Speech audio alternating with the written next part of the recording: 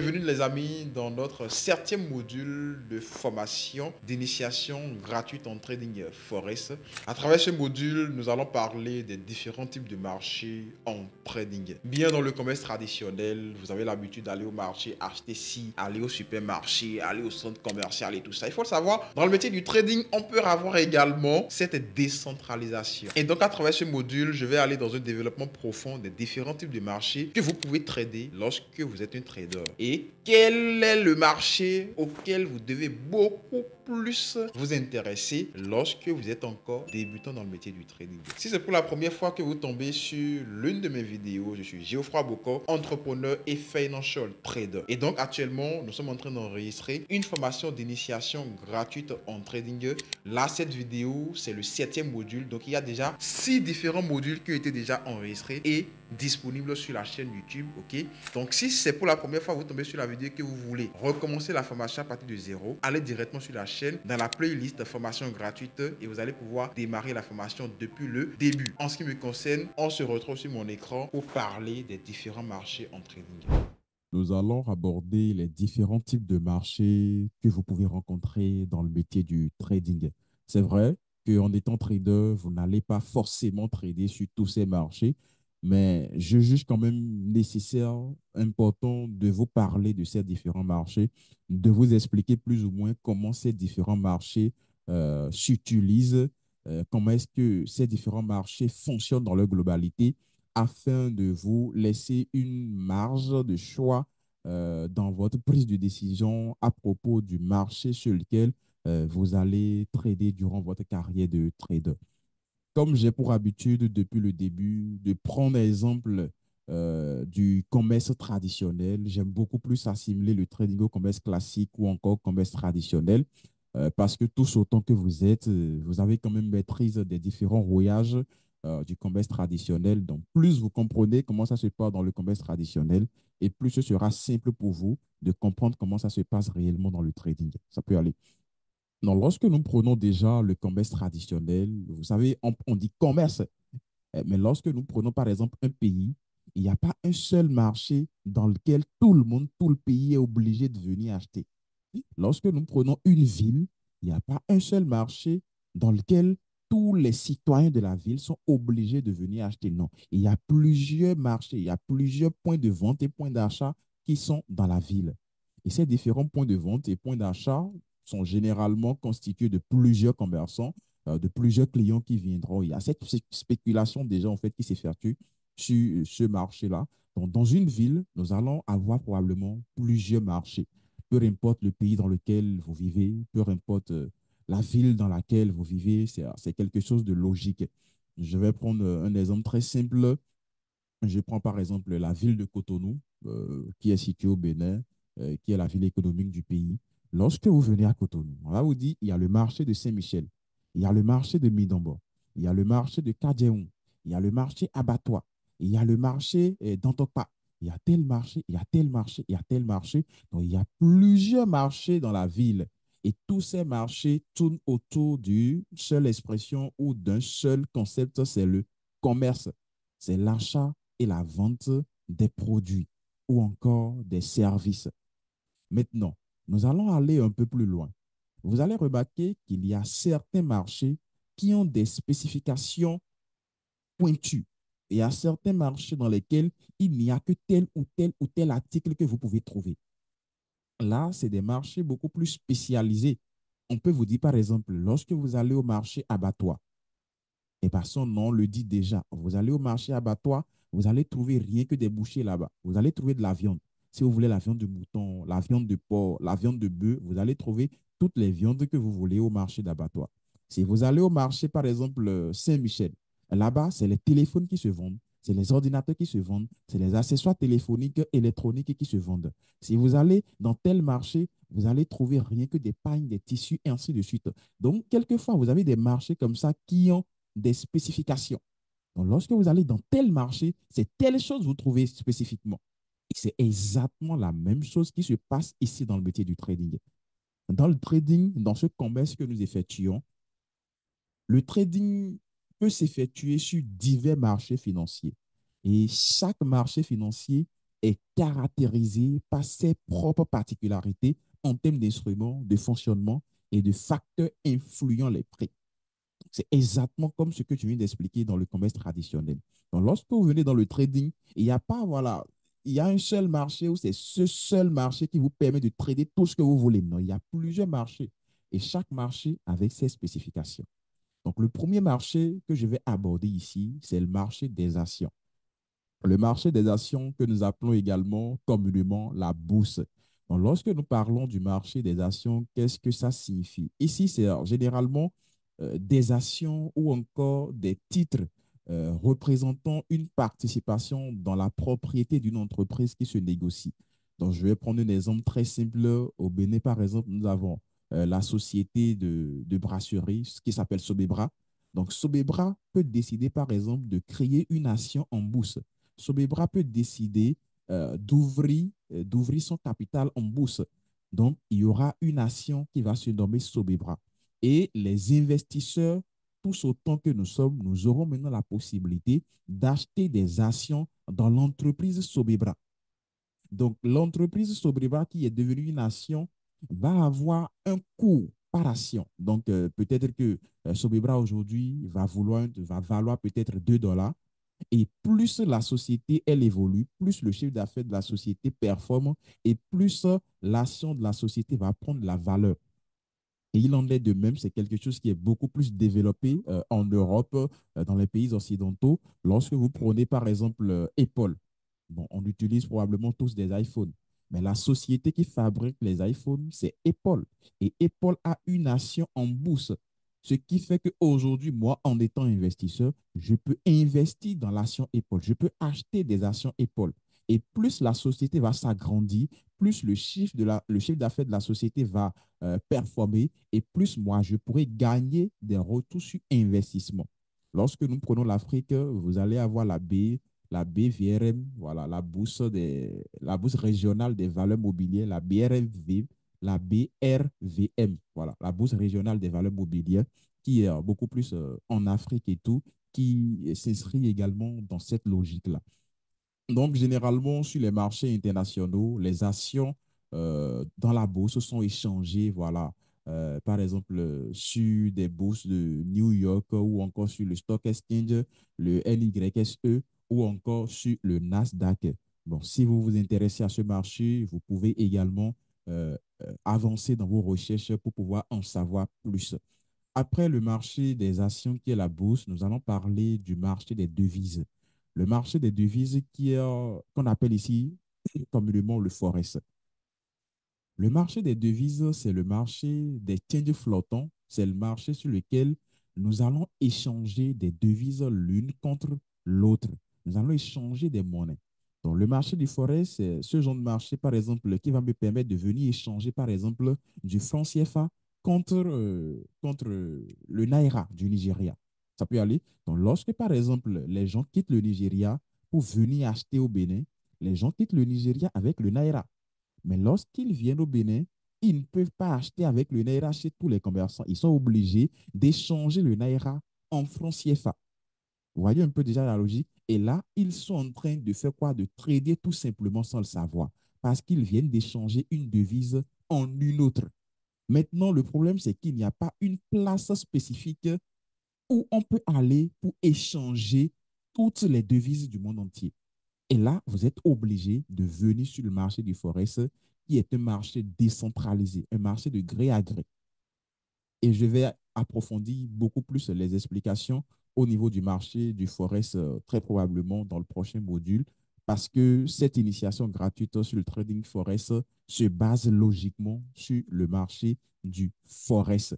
Donc, les facteurs qui vont généralement influencer l'évolution des devises sur le marché du Forex, il va s'agir des taux d'intérêt, des annonces économiques à propos des données économiques et géopolitiques, et également la situation, ou je dirais plutôt la stabilité politique d'un pays. C'est beaucoup plus des choses qui tournent autour de la macroéconomie et de la géopolitique. Je vais aller beaucoup plus en détail à propos du marché du Forex dans le prochain module. Après le marché du Forex, le troisième marché que je vais aborder, c'est le marché des matières premières. Lorsque nous parlons des matières premières, déjà, il s'agit des produits physiques, hein, des produits qu'on peut toucher de doigts. Je prends l'exemple de l'or. L'or, par exemple, c'est une matière première. Le silver également, c'est une matière première. Ça peut y aller. Donc, ces matières premières également ont le marché de trading sur lequel on peut aller, en fait, pour investir, pour acheter, en fait, ces matières premières sans pour autant les détenir. Ça peut y aller. Donc, les matières premières, généralement, peuvent être négociées sur des marchés physiques. Vous pouvez, par exemple, aller dans une boutique où l'on vend de l'or et on vous dit, par exemple, un lingot d'or, par exemple, coûte $20 aujourd'hui. Vous pouvez acheter le lingot d'or à $20, estimant que peut-être dans un an, le lingot d'or aura pris de la valeur et passera peut-être de $20 à $25 pour vous faire réaliser une plus-value de $5. Et là, vous détenez l'or en physique. C'est ça l'avantage dans le trading des matières premières. Vous pouvez effectuer des négociations sur des marchés physiques. Mais nous, ici, dans le métier du trading, on veut rendre les choses un peu plus simples. Donc, on peut aller négocier sur des marchés à thème, des marchés en ligne carrément, comme le Chicago Mercantile Exchange, qu'on appelle le CME généralement. Et ici, ce marché va généralement évoluer en fonction de l'offre et de la demande parce que généralement, les matières premières sont des matières refuges. C'est généralement ce qu'on appelle les actions refuges ou les actifs refuges. Donc, lorsqu'il y aura une crise financière, par exemple, lorsqu'il va y avoir des guerres, par exemple, beaucoup de personnes vont préférer acheter de l'or, acheter ces matières refuges-là pour pouvoir les détenir en attendant que la crise puisse passer et que voilà. Parce que les matières refuges, c'est des matières généralement qui ne perdent pas toute leur valeur. C'est des matières généralement qui vont performer sur du long terme.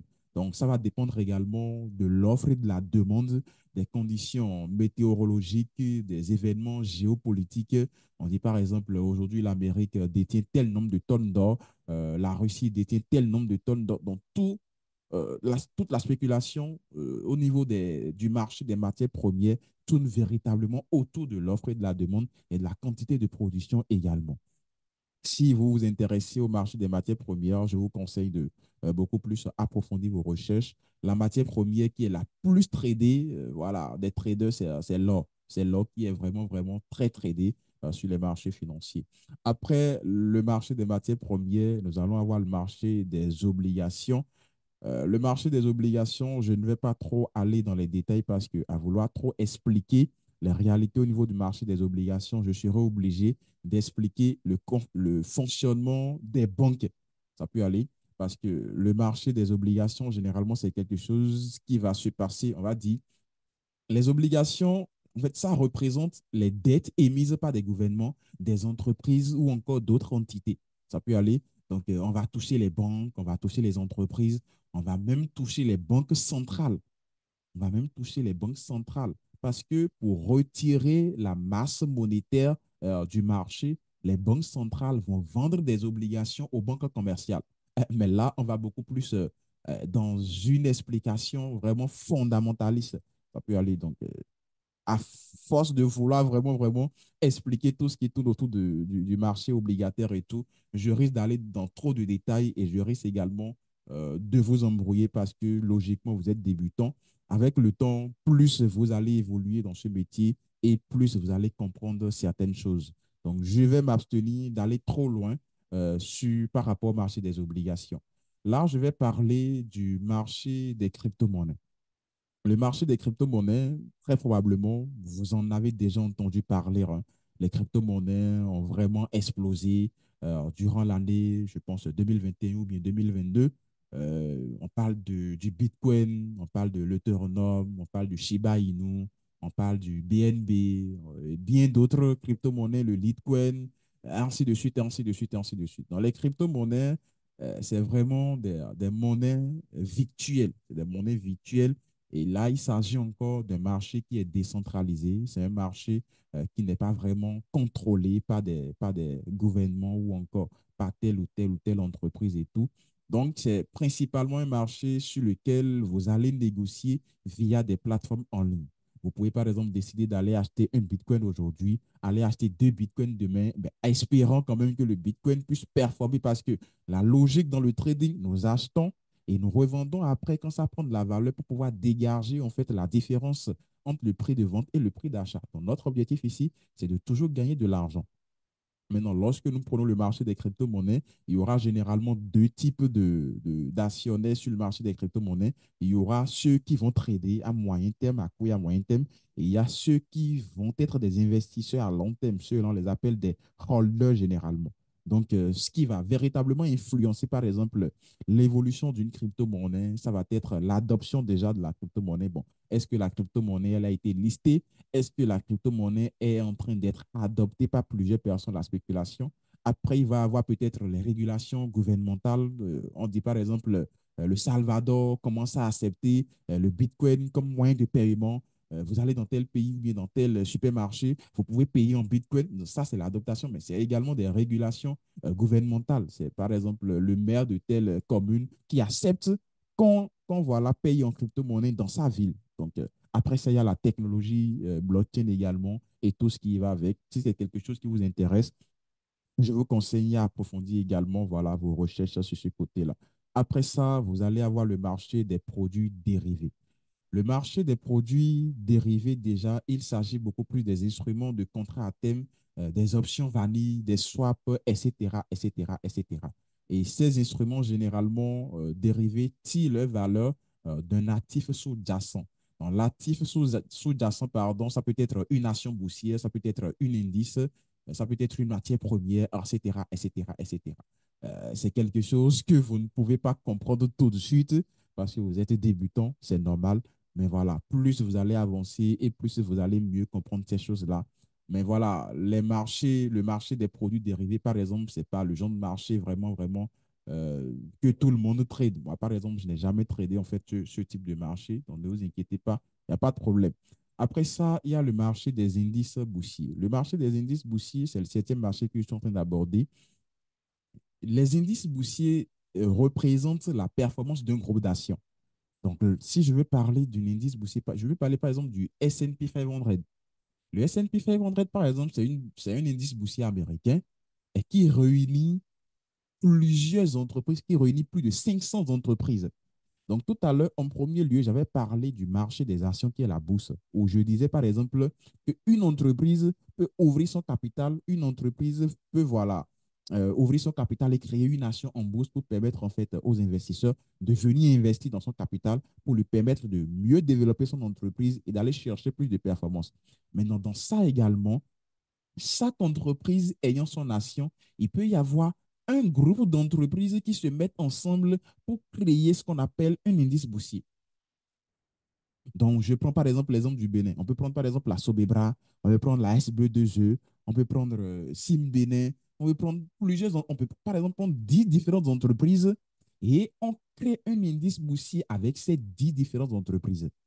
Et ce qui fera que la performance de cet indice boursier va dépendre généralement des performances globales de ces différentes entreprises-là. Et il est généralement conseillé, par exemple, d'investir dans des indices boursiers parce que, logiquement, les indices boursiers, sur le long terme, vont performer. Parce que là, en fait, il s'agit de la moyenne, si je peux dire, ou du cumulé, en quelque sorte, de plusieurs entreprises. Donc, même s'il arrivait que la Sobebra est en déficit et que la Sobebra perdait de l'argent, et peut-être que Simbene est en train de gagner de l'argent et parce que Simbene en fait est en train de performer, et ben, le déficit de la Sobibra ne va pas trop se faire remarquer sur le marché. Je ne sais pas si vous voyez un peu la logique. Maintenant, prenez l'exemple d'une nation, d'un indice boursier, pardon, comme le S&P 500, où vous avez plus de 500 entreprises en fait américaines qui constituent en fait un seul indice boursier. Donc, c'est vraiment des choses, des actifs, en fait, dans lesquels on conseille beaucoup plus d'investir et tout. Mais là, c'est beaucoup plus, en fait, de l'investissement. Parce que, bon, vous n'allez pas quand même aller chercher à trader certains indices boursiers spécifiquement parce que c'est des choses qui sont extrêmement volatiles. Ça peut aller. Lorsqu'on prend, par exemple, le Nasdaq 100 également, c'est un indice boursier, et ainsi de suite, ainsi de suite. Donc, sur les indices boursiers, c'est généralement des contrats à thème qui sont négociés en fait sur des bourses. Et comme je l'ai dit, les facteurs qui influencent beaucoup plus le marché des indices boursiers, ce sont généralement les performances globales du marché des différentes entreprises, des événements économiques majeurs également à propos du pays dans lequel en fait ces entreprises-là sont tout simplement situées. S'il y a un dernier marché que je vais aborder, c'est le marché des indices synthétiques. Le marché des indices synthétiques, je ne l'ai pas mis dans la liste parce que ce n'est pas un marché réel. Tous ces marchés que vous venez de voir, tous ces 7 marchés, il s'agit bien sûr des marchés réels. Mais le marché des indices synthétiques, ce n'est pas un marché réel, c'est un marché de simulation qui appartient à un seul broker spécifiquement.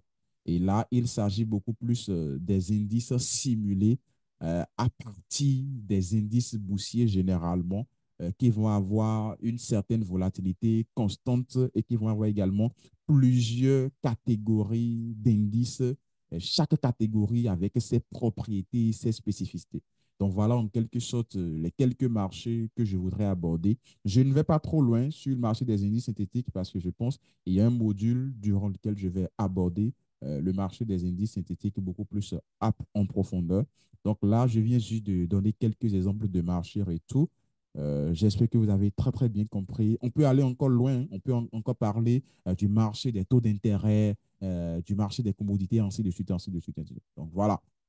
Là, j'ai abordé seulement les marchés que je juge nécessaires à votre connaissance pour un début de carrière dans le métier du trading. Voilà les amis, j'espère qu'à l'issue de cette vidéo, vous avez compris parfaitement que ce n'est pas seulement dans la vie réelle qu'on peut aller au marché de Cocody, au marché de Abidjan, au marché de Lomé. Non, dans le trading également, nous avons différents types de marchés. Et c'est à vous, en étant trader, de choisir le marché qui vous avantage le mieux en fonction de vos objectifs, en fonction de votre disponibilité également, de votre capital et bien d'autres paramètres qui vont entrer en jeu. Ça va être d'ailleurs le sujet du prochain module que vous ne devez absolument pas rater parce que je vais commencer à partir de maintenant à aborder les différents types de marchés de manière spécifique. C'est-à-dire je vais prendre chaque marché que je vais développer en profondeur, donner les avantages liés à ce marché, les inconvénients à ce marché et quels conseils je vous donnerai par rapport à ce marché étant un trader et étant formateur en trading. Si jusque-là, tu n'es pas encore abonné à cette chaîne-là, abonne-toi, active la cloche de notification pour ne pas rater le prochain module de formation. Et je t'invite d'ailleurs à rejoindre notre communauté de traders parce que c'est très important. Du moment où tu suis une formation en trading, c'est plus qu'important d'appartenir à une communauté de traders pour ne pas te sentir assez seul. Je laisserai le lien de notre communauté trader. C'est totalement gratuit, vous n'avez rien à payer. Il suffit de faire la demande, on évalue et on pourra vous accepter. Le lien sera en description et dans le premier commentaire. Pour ceux qui ont des questions à propos de ce module, vous les laissez directement dans les commentaires ou vous m'écrivez directement sur mon Instagram et voilà, je me ferai un plaisir de vous apporter des éléments de réponse. On va se donner rendez-vous dans le prochain module. Je ne vous dirai pas le titre, vous allez le découvrir dans 2 jours. Ciao.